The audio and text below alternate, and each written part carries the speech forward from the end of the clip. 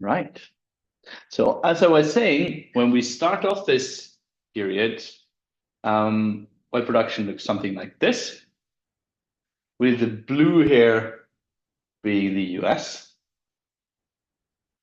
and the red Soviet Union and yellow Latin America, which is mostly Venezuela and to a lesser extent Mexico.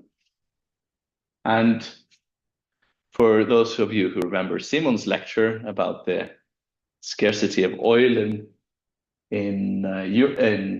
well in Europe, this little sliver is the European oil production. Now, if we jump forward about 30 years, things look very different. What has changed?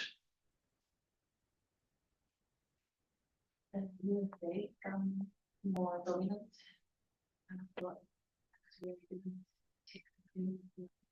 I think we go from what to what? Yes. Middle East increases a lot. Yes. And I also tried to show that the pie increases a lot as well. So this is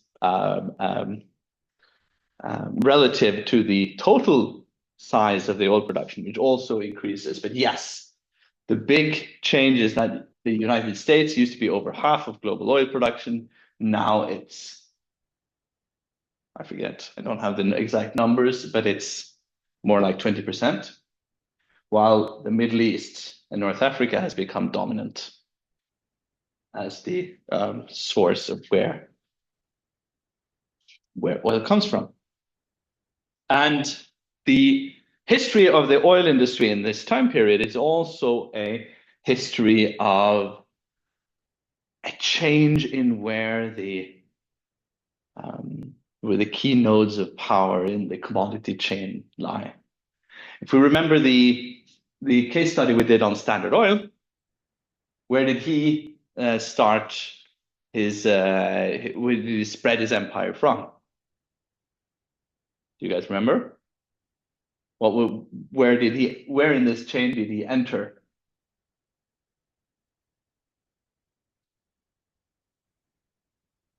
Was refining here, refining. Then taking charge of the transportation and point of sale and so on and so forth. Anyways, and this is very much also where the bottlenecks in the production chain are at when we start out. But as this period goes, basically it starts to shift towards the producer. And we will try to explain a little why this happens.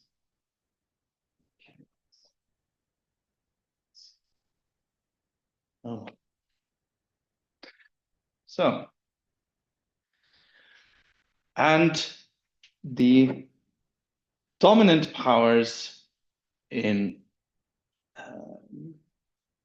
the oil business as we start out are the ones known as the Seven Sisters.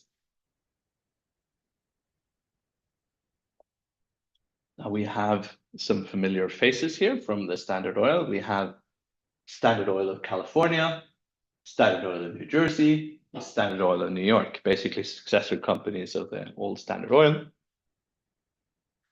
joined by the Anglo-Iranian company, which is what became BP, Royal Dutch Shell, as well as American companies based on the new discoveries of oil in Texas, by Texaco, and the Mexican Gulf oil. And while we usually talk about the Seven Sisters, they're actually sort of 8 sisters, because in this this picture of dominant companies, you can also include the French company Total. And these companies are very much with us today. Some of them have merged, And for instance, the old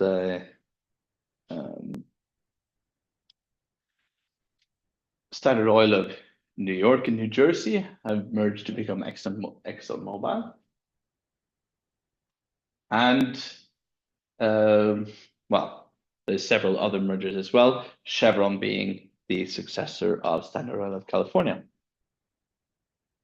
And as you can see from these figures, these are very much, still very much dominant companies, but not to the extent that they were before, because they're also joined now by government-owned oil companies, most prominent of which, of course, Saudi Aramco, as well as new Chinese companies. And when we did this lecture a few years ago, you could also find Gazprom and Rosneft there.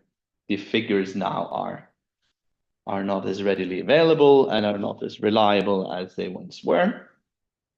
But it's still signaling in sort of an overall change in what sort of companies dominate the global oil industry. And of course, we have our very own Equinor there as well on 12th place.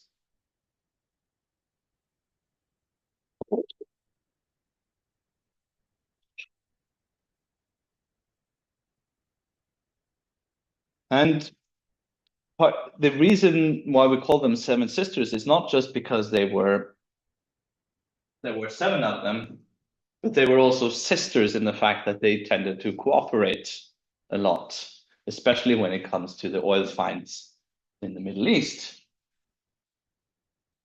You can see here we have different companies or different collaborations, different places. For instance, Aramco, we have Mobil, Chevron, Texaco.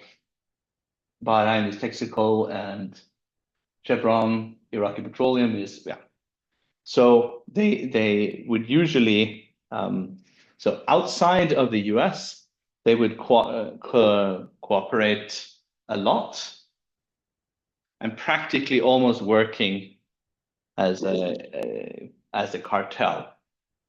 Now, this was, of course, against the US antitrust legislation, which we also learned about in the Standard Oil case. However, the oil that was produced here was not mainly going to the United States. This was going to other places, primarily to Europe. Thus, it was less of a problem for US companies to collaborate outside the US, and collaboration that didn't directly affect American customers. And there's a further reason why they wanted to cooperate. Does anyone have any suggestions? Why would it be good for them to cooperate? How does the oil industry work? Why does it lend itself well to cartels? Yeah. To keep the stable prices. Exactly. And what's the difficulty in keeping stable prices in the oil industry?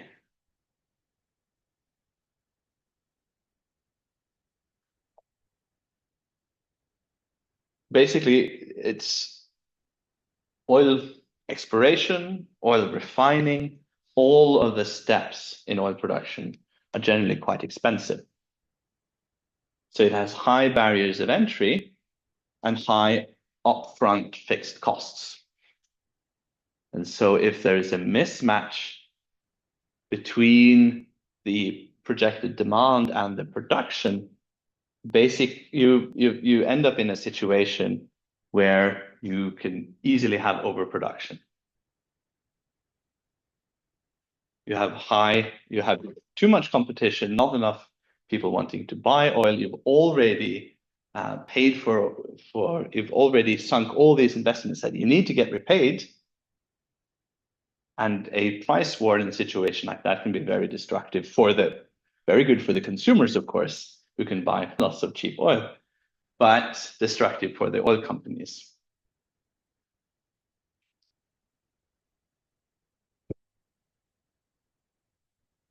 And as I mentioned, the great expansion of oil production in the Middle East was not primarily for North American markets, but was the fuel to or was to provide fuel for the Western recovery after the Second World War. And in Western Europe and as well in Japan, experienced an energy transition from going from a mainly coal-based or going from coal being the main source of energy to oil being the main source of energy. And you have this also spurs on a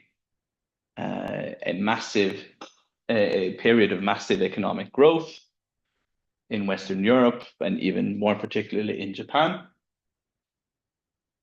where the Western European and the Japanese to a greater extent start to catch up with the popular consumerism of the US. And even production or sort of products from this era, such as the Volkswagen Beetle and the Vespa, become symbols of this era, of this post-war reconstruction and of this sort of golden era of economic growth. You can see this in the massive rise in oil consumption, going from increasing almost 10 times from the Second World War to the 1970s.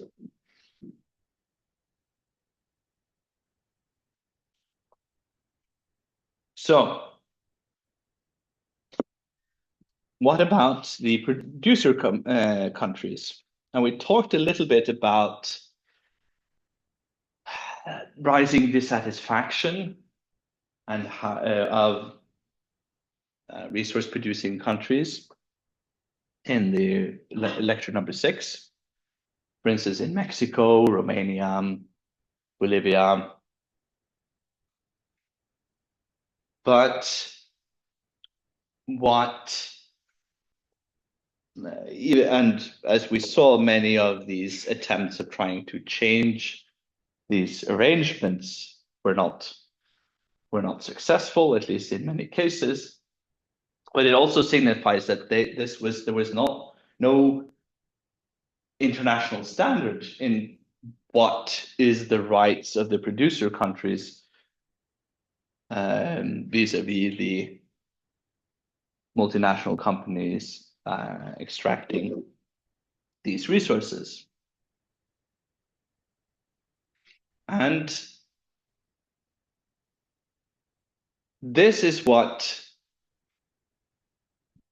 comes to be set at the beginning of this period, the so-called 50-50 agreement.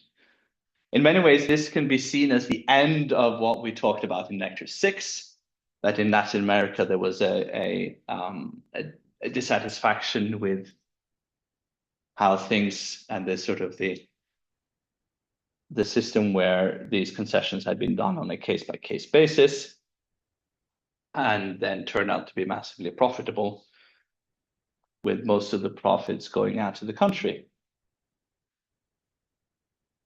And the rise of this 50-50 agreement comes from, started in Venezuela. Now, Venezuela had a dictator, Juan Vicente Gomez, who had ruled the country from 1908. And he had ran quite a sort of extractive or small coalition-sized style government, where he would give oil concession to his friends and family or other people who he saw as loyal. who would then sell it on for profit to various multinational oil companies, mostly Americans.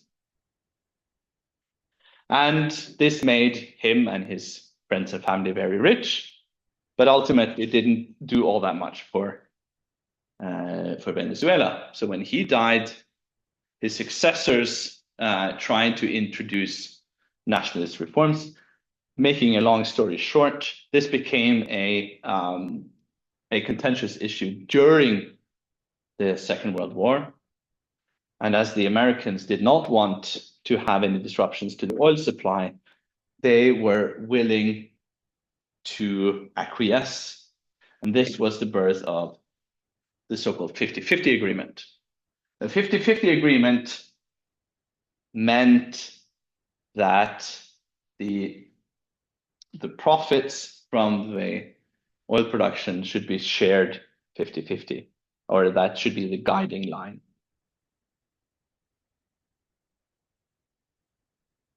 This system was partially pushed through by the US government, who through using both carrots and sticks towards the American companies, pushed them to agree to this new sort of solution. When I say carrots, they were willing to change they changed the US tax laws so that they were able to deduct some of their extra expenses from their taxes. So they didn't have to, it wasn't that massive of a hit to the oil companies. But this principle then started to spread to Saudi Arabia, to Iraq, Kuwait. And this, both in Venezuela and in the Middle East, this led to a massive rise in the income gained from oil. But this wasn't just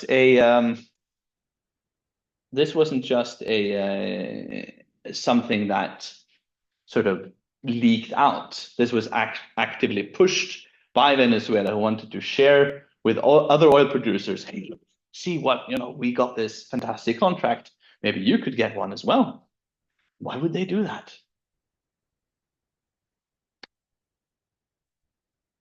Why would Venezuela brag about their nice oil contract?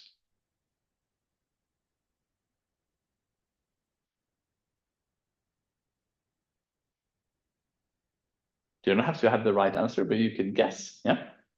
Perhaps increase the value of the oil. Yeah. Well, their value, of course. In what way would you say that this increases their value of their oil? It makes them more legitimate.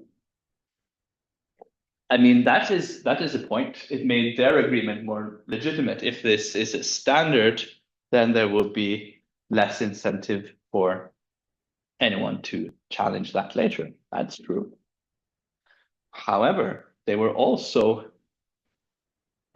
by spreading this agreement, this also means that it's harder for competitors to undercut them on price. Because if oil companies all around the world have to share their profits in the same manner,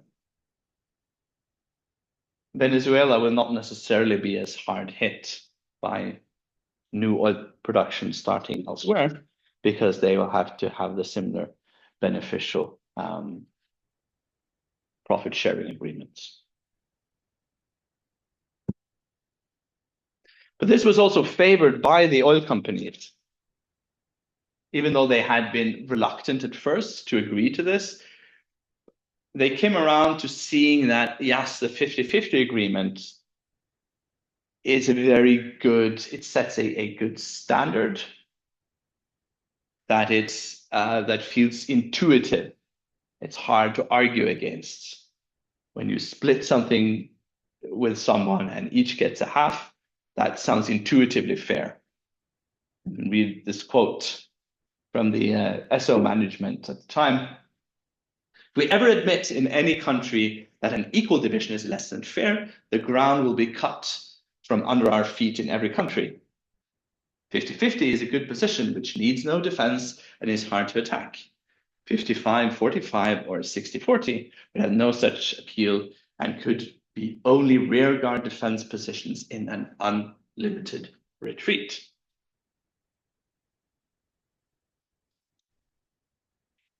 So the oil companies fear that in the long term, their beneficial position will inevitably be challenged. And if they are able to set a standard that everyone can agree on, that will be less likely.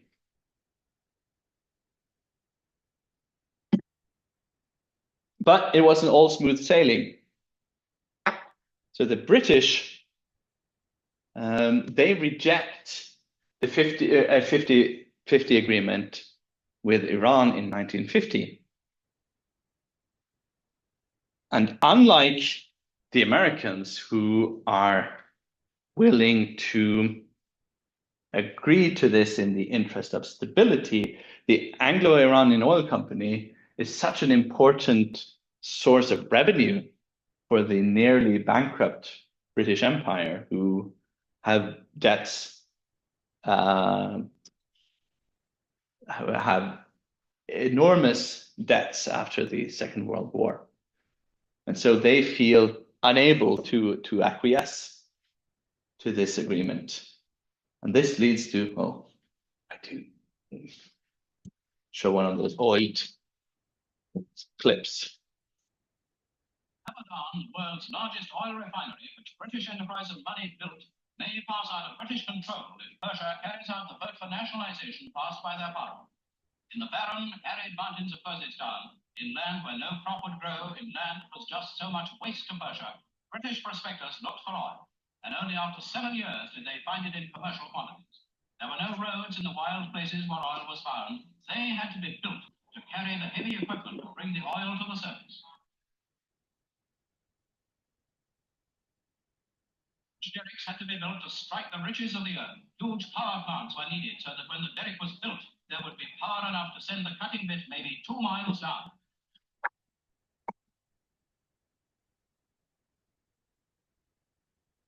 150 miles to the coast, the oil must be moved. Great pipelines were laid through the mountains, and Abadan, an unknown desert spot, became one of the great oil ports of the world. Thousands of Persians, British enterprise, brought well-paid work in good condition. A vast modern town grew to make life pleasant. Schools for the children, classes to train Persians to do better jobs, hospitals, sanitation, food production units, all these the company provided from the oil shipped abroad. Successive governments in Persia have cooperated with the British.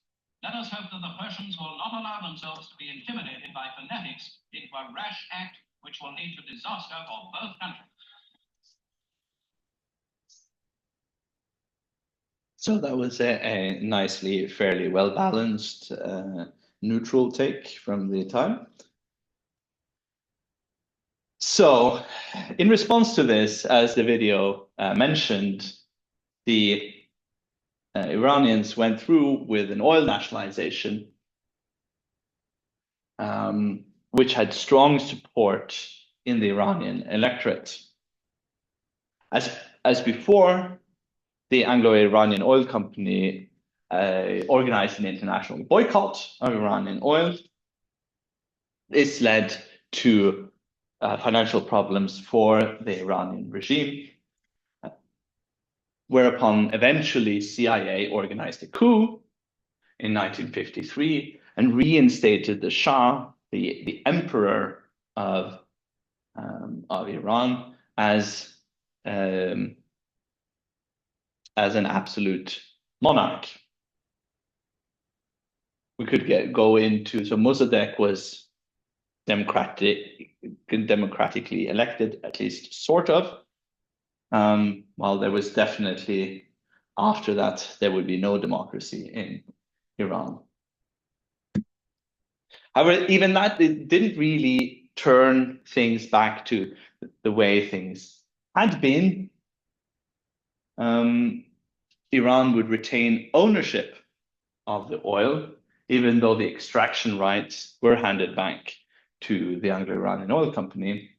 However, they also had to let the Americans join the consortium. So it went from being a British monopoly to a British-American joint operation,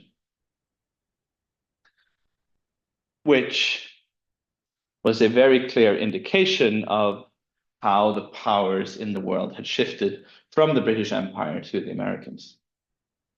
In another situation where nationalization was the issue and also illustrated the change in power from Britain to the Americas was the Suez Crisis. You've probably heard about this in the other history courses as well. But if you need a refresher, this was the nationalization of the Suez Canal by the Pan-Arabist nationalist government of Egypt. This led to a joint assault by Britain, France, and Israel to try to reclaim the Suez Canal. And this invasion attempt angered the Americans, who pressured the British to stop this attempt. And one of the things they did to try to stop this attempt was cutting Britain off from the emergency oil supplies.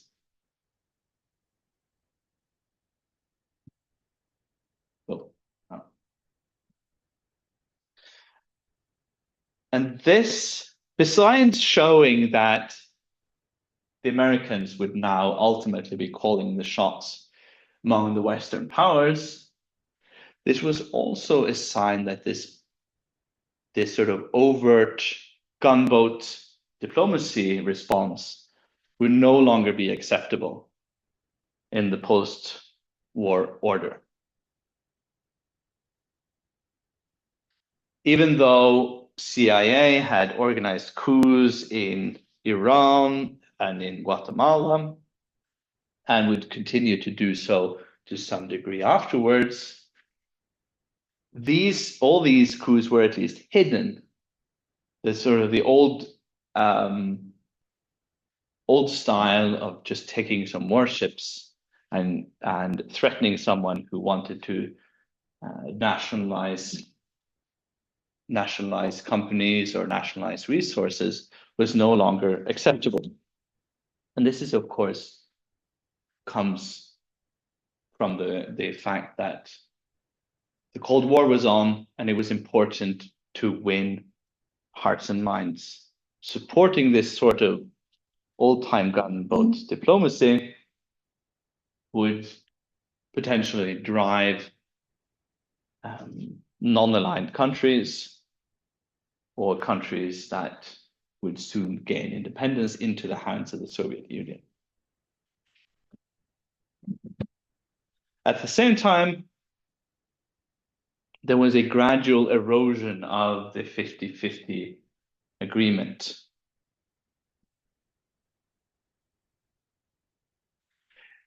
And this was due to the rise of both new independent US oil companies, as in independent as not being part of the Seven Sisters, as well as new oil companies from very resource-dependent countries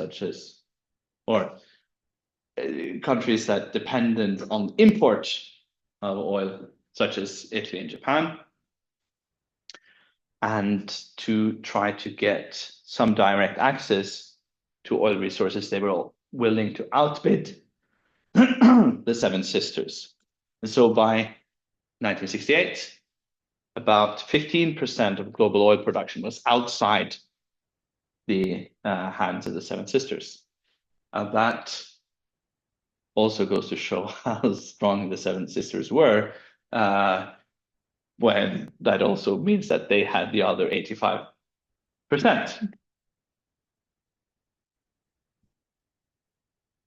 But the most radical break came after Gaddafi's ascendance to power in Libya. Now, Libya they had recently discovered oil.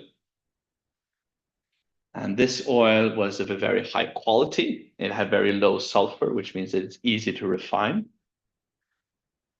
And it was also on the coast of the Mediterranean, which means that transportation to Europe would be much cheaper and much less, both cheaper and much less dangerous, because you don't have to send your tankers through the Middle East and deal with all sorts of nonsense that goes on down there.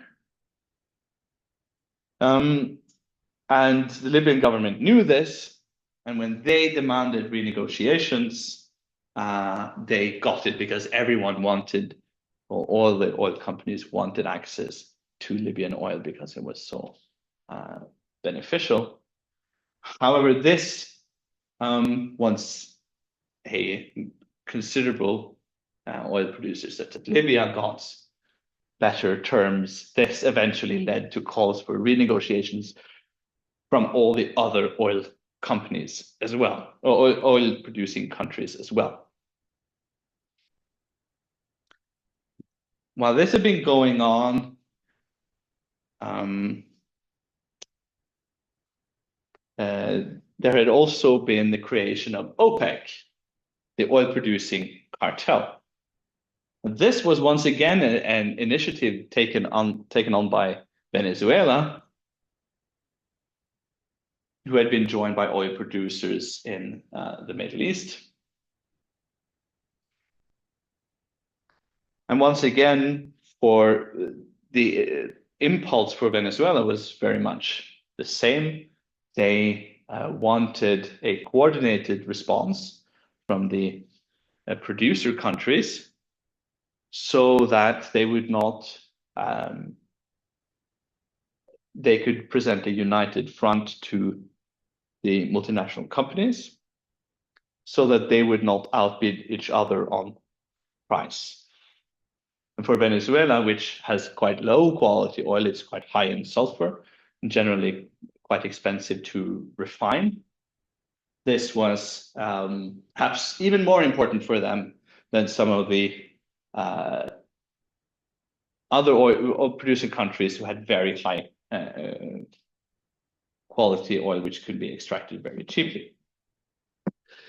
So this was created in 1960, but for the first decade, it really didn't have much effect. The multinationals didn't really want to deal with OPEC, and it was hard for OPEC to come to any sort of agreement.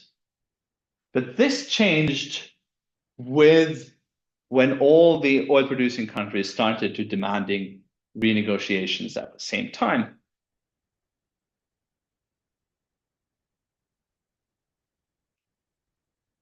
As now it became, rather than having to deal with all these separate countries, the Seven Sisters saw that it would be better to try to set a new standard within OPEC and use OPEC as a way of getting, of basically getting everyone to agree. And this was to avoid instability. And so in 1971, OPEC got a 55-45 agreement, which ended the almost 30-year period of the 50-50 agreement. But this happened at a time when demand for oil had increased more rapidly than the expansion of production. Expansion of production had also increased quite significantly, but there had been less expansion in the drilling side than in the refining side. So now there was capacity available to refine oil, but not so much oil that all refineries could get what they wanted, which strengthened the oil producer countries quite significantly. But OPEC didn't stop there. They also started to demand participation. And that meant that they wanted a program where the oil companies, many of them we've seen already, the ones that were created by different combinations of, or owned by different combinations of the Seven Sisters, they wanted a process where they would be gradually taken over by the producer countries themselves. So they wanted a sort of gradual nationalization, which they eventually got. But there were also, at the same time, there were also countries that went further. So Algeria nationalized French ownership in 1971. Algeria, of course, having become recently independent after a very bloody war with France. And this was followed by Iraqi nationalization and Libyan nationalization. So the old order of how things had been done up to then was quickly falling apart. And there was little that the oil producing countries, the multinational companies could do to try to stem this tide. So what had changed? Why had this power relationship shifted so dramatically? Well, as I mentioned, there was a change in where the bottleneck of the production chain was. And one of the reasons why this change in the bottleneck had taken place was that production in the US, which had been so dominant, had started to peak. This is not the best graph in the world, but you can see here from basically US oil production peaking around 1970. And the US had been the main oil producer, providing 95% of all oil to the Western Allies in World War II. But it had gradually become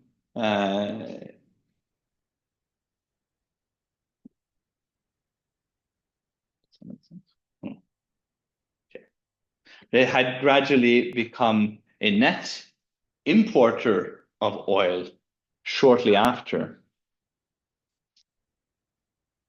And it had led to the Eisenhower administration had introduced quotas or various protectionist measures to protect oil production within the US, which meant that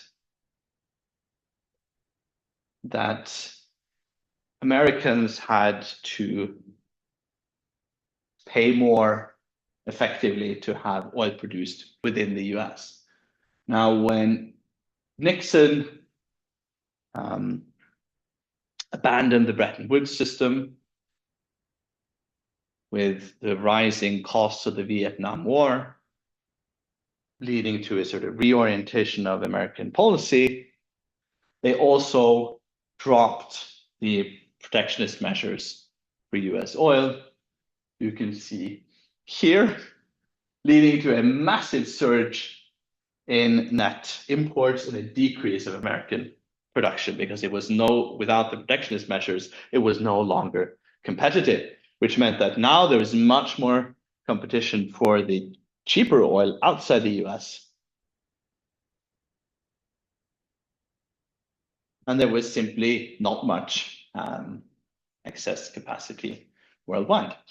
Now we've reached the Yom Kippur War and the oil crisis, which is perhaps the climax of this story. So you can look forward to that after the break.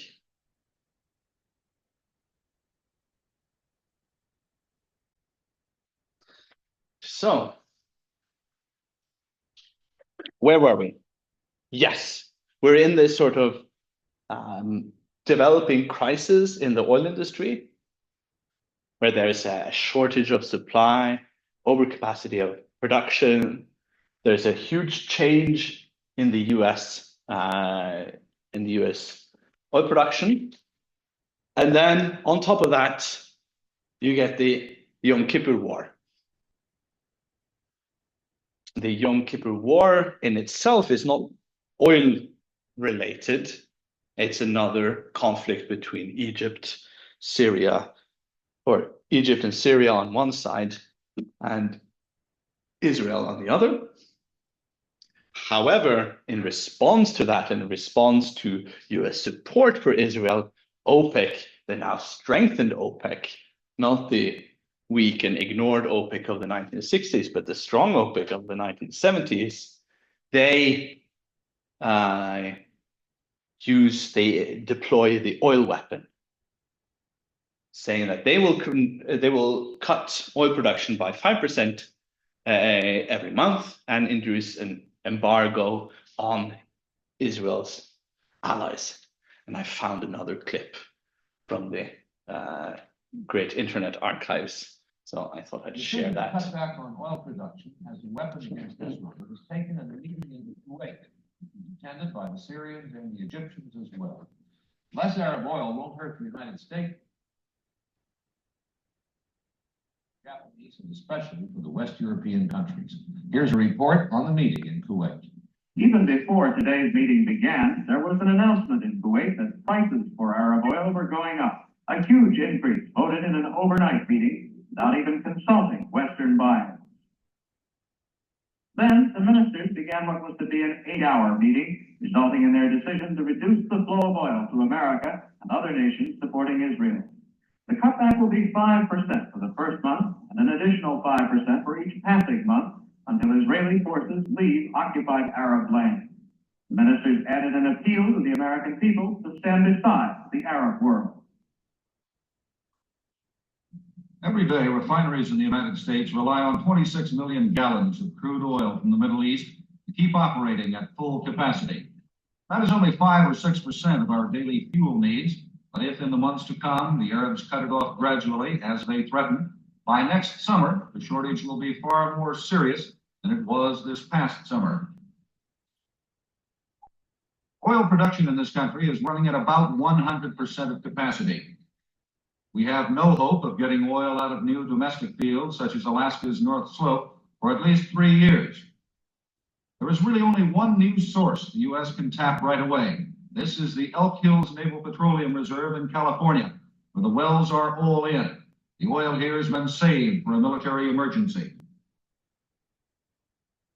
So this was, in many ways, a perfect storm. As I mentioned, there was very little excess capacity. And on top of this, on top of the shortages and the massive price increases that came due to the shortages, there was also a concern that the peak in oil production that the US has experienced was just a precursor to a global peak in oil production, so that the oil production would eventually hit a plateau before starting to decrease again, while the demand for oil kept going up at the same time. Now, this was tied to the discussions at the time of peak resources in general, best exemplified by the Club of Rome publications, The Limits to Growth in 1972. This is, of course, the birth or the breakthrough, I should perhaps say, of the modern environmental movement and the beginning of discussions of what is the planet capable of, supporting, what sort of consumption is it capable of supporting in the long term. And that the rise in consumption, the rise in oil consumption was simply unsustainable.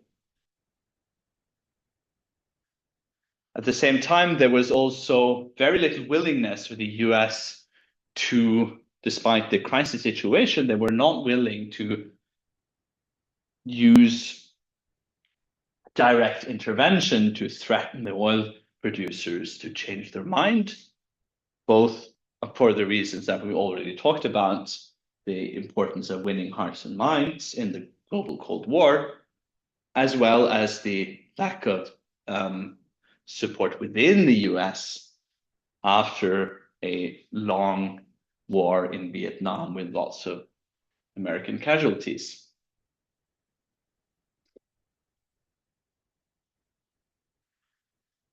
And this led to the odd situation where the OPEC countries were cutting production back while at the same time making more money.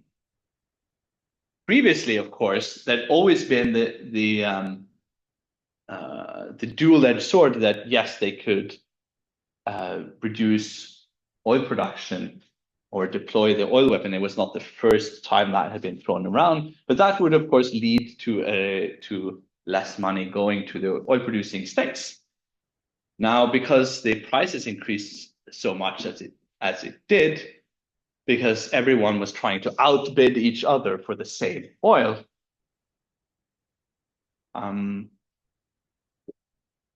this meant that suddenly the oil-producing states were producing less and making a lot and a lot and a lot more money. This again, it's tied to what I'm talking about. There's the cost of the refineries and the inelastic demand for oil, because it's so crucial to the running of the economy, means that cutting back on consumption is quite hard. And thus this leads to this very competitive outbidding for oil.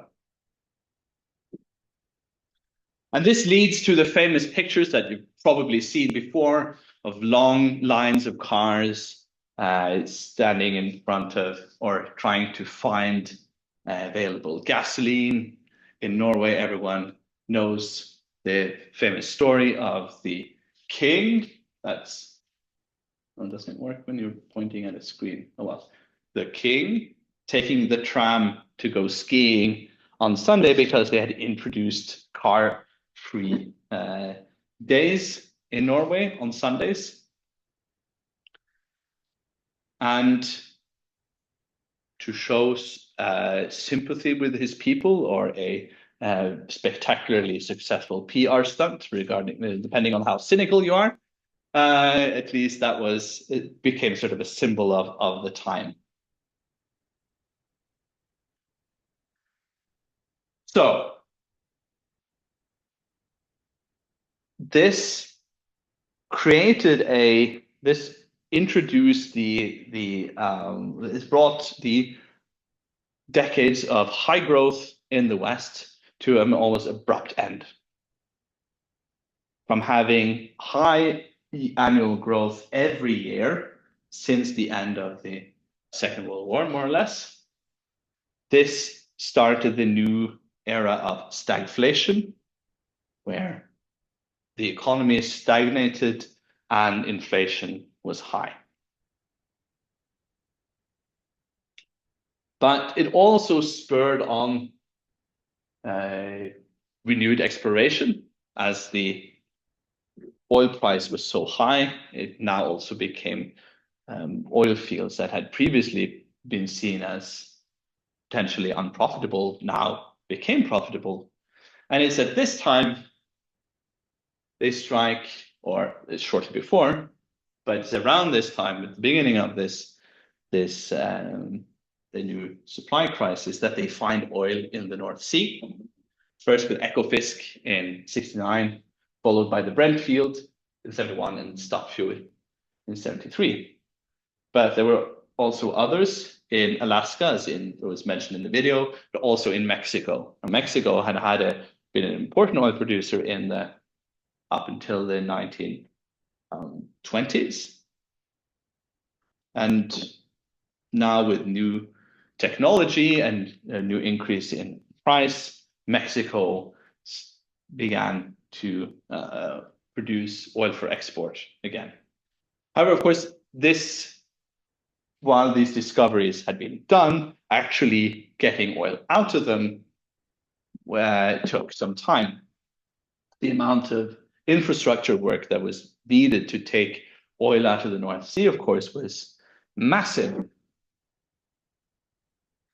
So to solve the immediate problems of oil supply, the new fields were not immediately available. What was available, however, was another oil producer outside OPEC, namely the Soviet Union. The Soviet Union had sold oil quite cheaply to its client states in Eastern Europe. However, selling directly to Western Europe offered an opportunity for the Soviet Union to earn hard cash or convertible cash on the world market, something that they very much desired, as they were also entering into their own economic difficulties. And so it was Soviet oil production or the Soviets who could more immediately meet the rising demand, and being able to sell, of course, was very beneficial to the Soviets.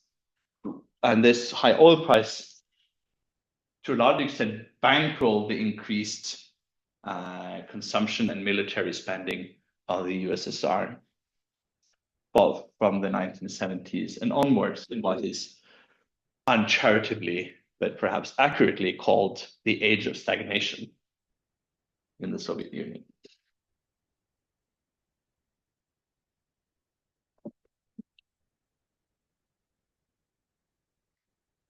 It's also at this time that we see the rise of a phenomena popularly known as the petrodollar. I think Madeline in the last lecture spoke about the Bretton Woods system and the US currency being the only one backed following the gold standard, with other currencies being pegged to the dollar at different intervals. Now, Nixon, of course, didn't just stop the protectionist measures for US oil production. He also removed the convertibility from the US dollar to gold. And that meant that the dollar and all the other currencies that were linked to the dollar was no longer directly related to anything, any commodity in particular. And it was a fiat currency, as most currencies are today. However,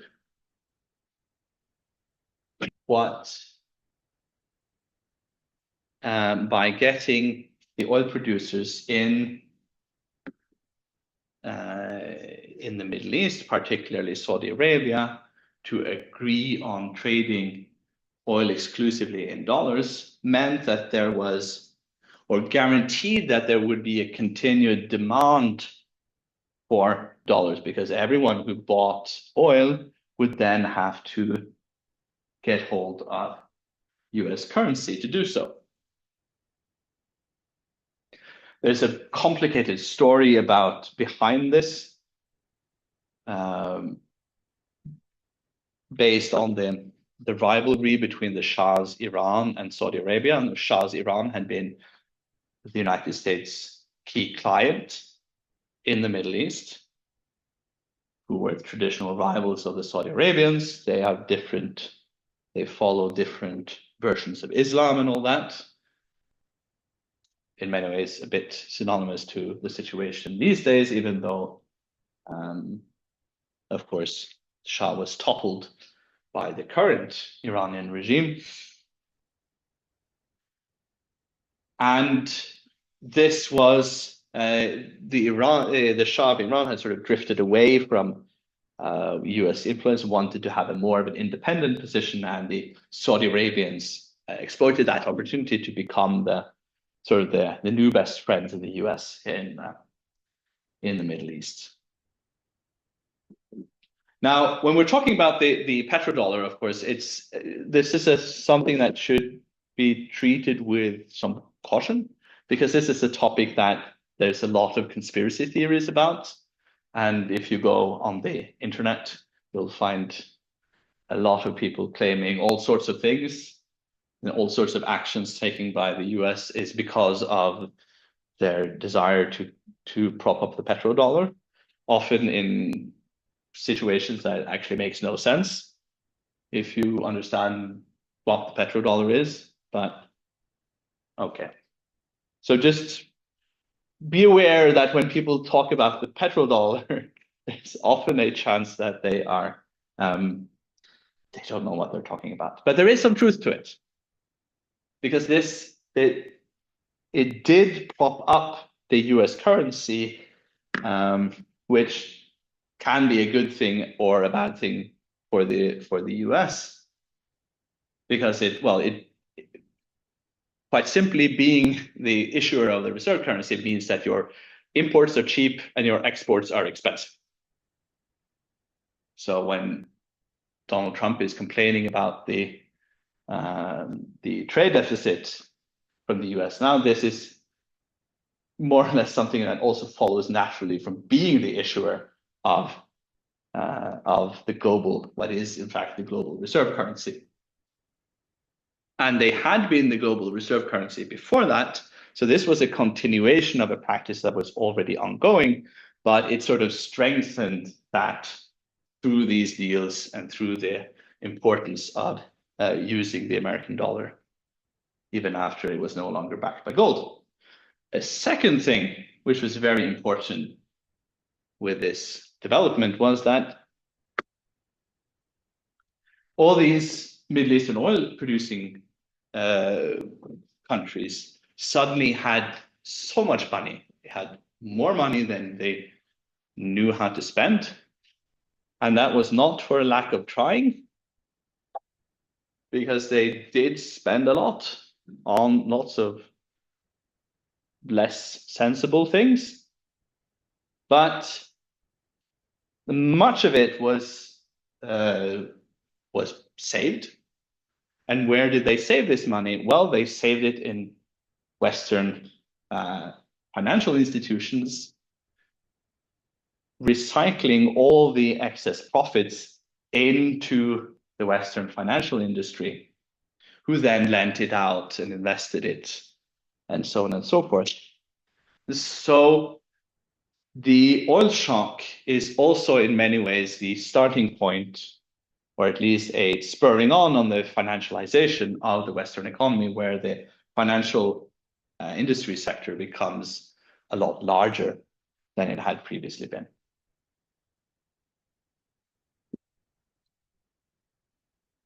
So just in comparison, there's something like $500 billion of excess savings that flows into mainly the US financial markets, but also to some extent the European ones. In comparison, the global financial system at the outset of this was only $165 billion, of which $35 billion was lent out each year.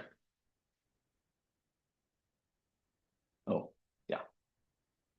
I said things out of order. There is my my point on that. It was supported by the deal between Saudi Arabia.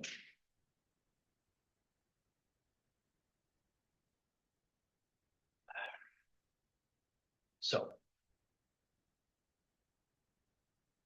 that meant that while the oil shock, of course, was a big problem for the Western economies, there were also parts of the economy that benefited quite a lot from that, as they could now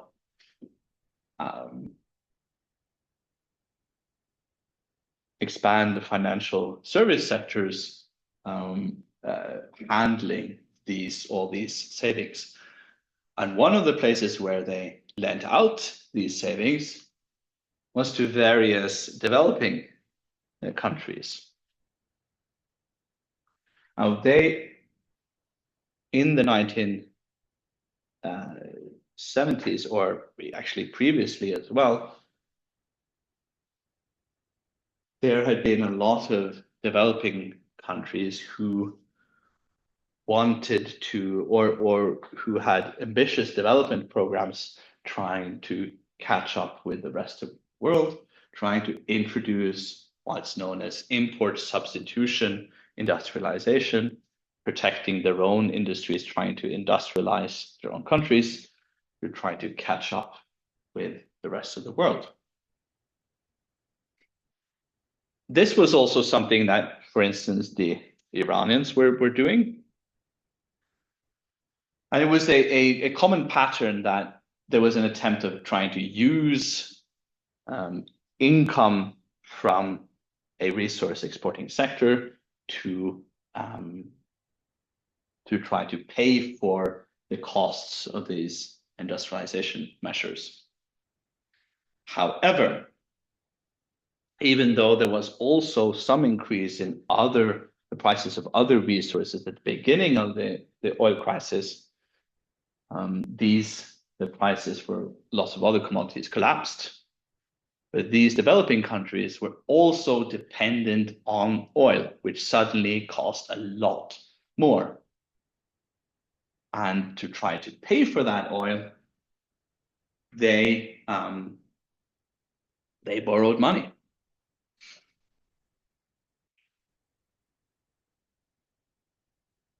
And many of these countries have ended up in financial difficulties and experienced very high interest rates in the 1980s, as well as the low prices for their own commodities, and had to have their debts refinanced by institutions such as the International Monetary Fund, practically a Western set-up institution, who demanded quite tough restructuring of the economy away from these sort of statist development projects and into a more liberal market economy. So you had a situation where a set of developing economies, oil-producing economies, got rich, saved their money in Western financial institutions, and the Western, effectively, the Western countries lent that out to other developing countries and were then the ones who could set the terms once those loans went bad.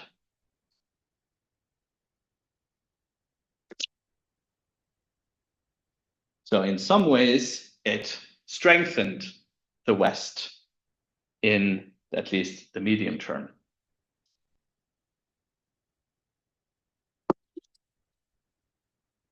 Because everything didn't go swimmingly for the oil-producing countries as well. By the 1980s, newly discovered fields were coming online. Soviet exports had increased. Conservation and changes in consumption patterns had also started to take effect. People were buying new kinds of cars that used less gasoline. People stopped doing crazy things like using oil for heating, which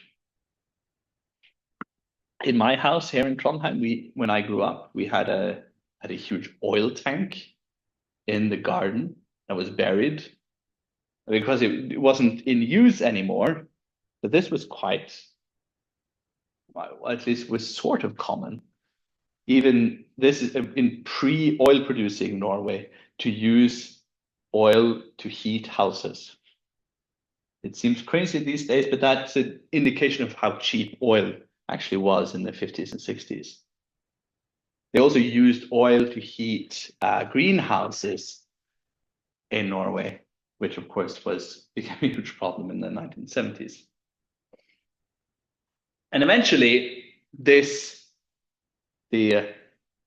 increasing supply and decreasing demand meant that the hold that the OPEC countries had on the global oil price was starting to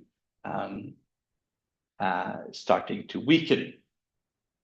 Now, OPEC tried to limit production to maintain the high prices, but they had problems enforcing this, and partially because the different oil-producing countries had started to spend a lot and didn't want to decrease their production, because that meant there was less money coming in, because prices were no longer going up with the limits of when oil production was limited. You didn't have the massive rises that you saw in the 70s. Rather, this was done to try to maintain the prices that already were there. And so there was a lot of cheating within the cartel. It's tough for OPEC to try to maintain that no one actually produced a little bit more and sold a little bit more than they said they did. And at the heart of this was, of course, Saudi Arabia had the largest reserves, the lowest production costs. And they saw that they were effectively limiting their production on behalf of everyone else. And eventually they said, we don't want to do this anymore.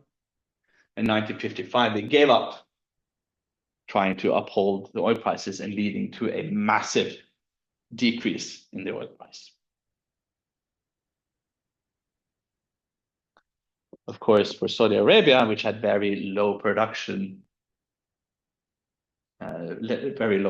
costs, bringing the oil price down meant that they could still be competitive, while a lot of the new fields or the new explorations became less competitive, so there would be less supply on the market in the long term. That was their thinking. But this, of course, had massive consequences for the Soviet Union as well. And while it was easier for the Middle Eastern countries to tone down their profligate spending on new fighter jets and things like that, for the Soviet Union, who had a huge population and lots of things to try to maintain, the fall in the oil price really exacerbated the economic problems in the Soviet Union, and was one of the reasons why there was an increased push for economic reform in the Soviet Union. Because what happens in 85 at the same time as the oil price collapses? For those who know their Soviet history, I know that probably all very interested in Soviet history.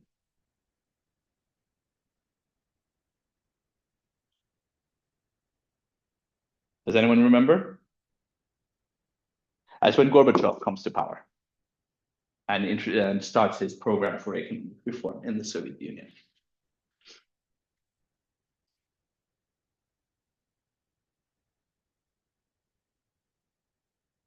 And it also leads to a change within oil producing countries. They had been very strict on trying to obtain dominance of national oil companies. And now they're sort of, to try to increase production, they are welcoming in international oil companies again.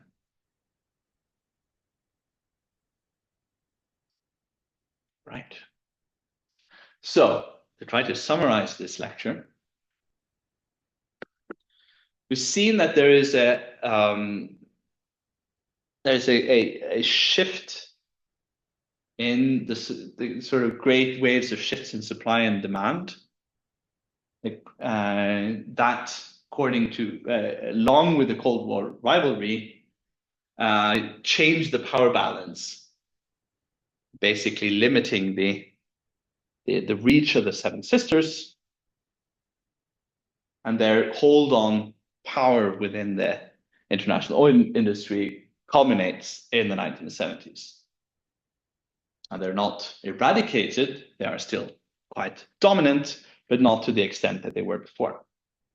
However, this didn't lead to what many developing countries had hoped for. There'd be a major restructuring of the international economy in favor of the raw materials exporters. In many ways, it led to a worsening situation for many of those who exported other raw materials besides oil. OPEC did have some sort of gestures of sympathy and finance some attempts at trying to create similar producer cartels in other areas, but this was ultimately unsuccessful. And OPEC itself was not strong enough or united enough to really uphold that or to maintain that grip of power that they had obtained in the 1970s. We'll talk more about OPEC and the beginning of OPEC Plus in, I think it's the next lecture. Yes, must be in the next lecture. Because this changes after a while, or to the changes to what we have now in the current situation. But when this chapter comes to an end, we bring an end here on the fall of the Soviet Union in 1991.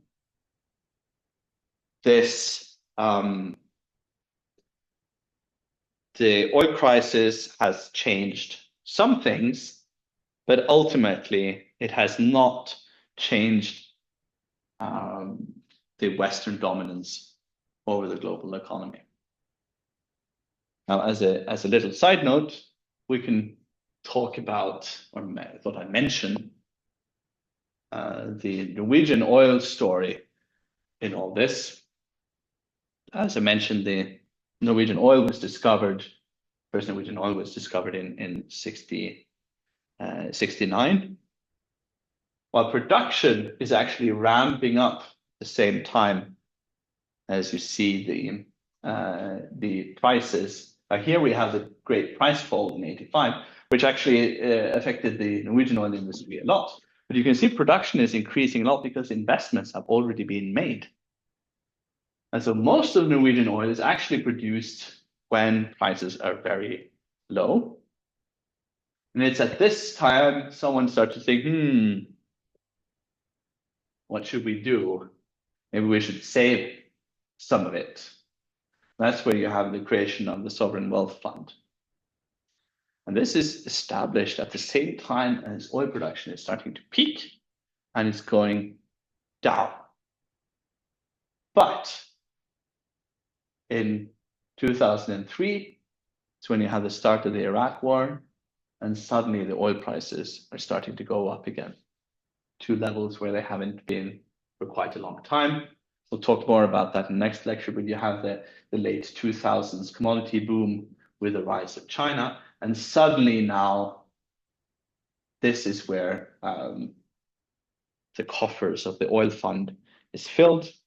And so when there's a sort of this idea that this was a visionary strategy and Norwegians were very wise in the way they managed their oil economy, they were also quite lucky. If they'd been wise, they'd started to do that a long time before. And if there hadn't been the major shift in prices, the oil fund would be almost nothing, at least compared to what it is now. I realize also that this graph is horribly outdated. This is in billions of Norwegian kroners, and the size of the Norwegian oil fund is now over double what it is in this graph. This, to some extent, has to do with the decrease of the value of the Norwegian kroner, but it's also due to the profitability of the fund itself. All right, any questions?